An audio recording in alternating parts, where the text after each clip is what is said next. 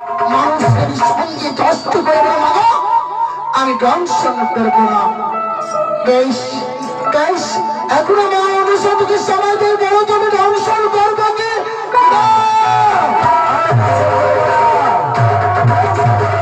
দংশন করবো না?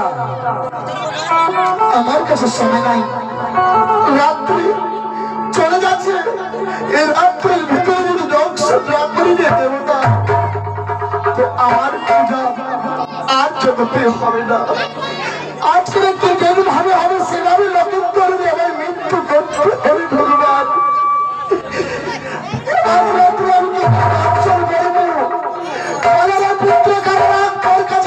আশা করে এসেছি, গল্প দংশন করতে যাবে কিনা?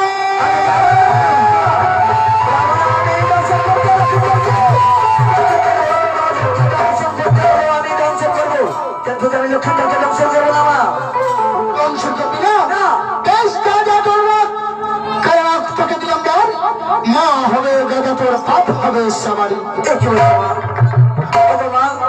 তুমি আমায় অভিশ্রাপ করো না মা। কেন? পালাকে যদি আমি না চালাই সামার হবে মা।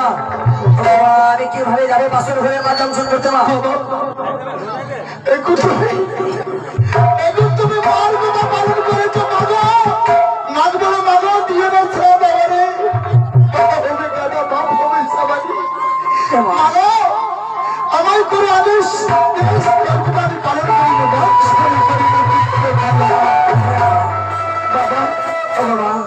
আমি যাবো সত্যি, কিন্তু বাসর ঘরে মা, বাসর ঘরে কিছু জানি না মা। আমি কিভাবে দংশন করবো? তুমি জানো না বাসর ঘরে কিভাবে যাবে দংশন করতে? আমি তোমার মা মনসা পদ্মাবতী, সব কথা তোকে আমি বুঝিয়ে দিচ্ছি রে পুত্র। কালিকা লক্ষ্মীর কোনাতে আসে সিন্দুরের ফোঁটা, জলে ছাত্র পাবে দেখা, সেই ক্ষেত্রতে ব্যবহার করে দংশন করে আসবে পদ্মামালী।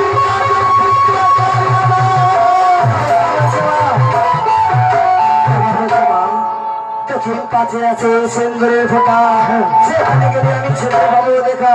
ছিদ্র আছে ছোট, চলে যাচ্ছে মোটো, আমি কিভাবে প্রবেশ করবো ভিতরে? কি বললে? তোমার শরীর মোটা, আদি ওই লক্ষ্মীর বেলাতে সুখার সঞ্চার যাবে কি করে? আমি মনুষ্য আছি পদ্মাবতী, তোমায় আমি মঞ্জন করে সুতার সঞ্চার করে নিয়ে যাবো লোহা বাসুর ঘরে। এই পদ্মাবতী কারণ আগে মঞ্জন করিতে লাগলো, পরে মঞ্জন করিতে লাগলো জয় বিশ্ব হরি। একবারে মঞ্জন করিব পুত্র কাইরা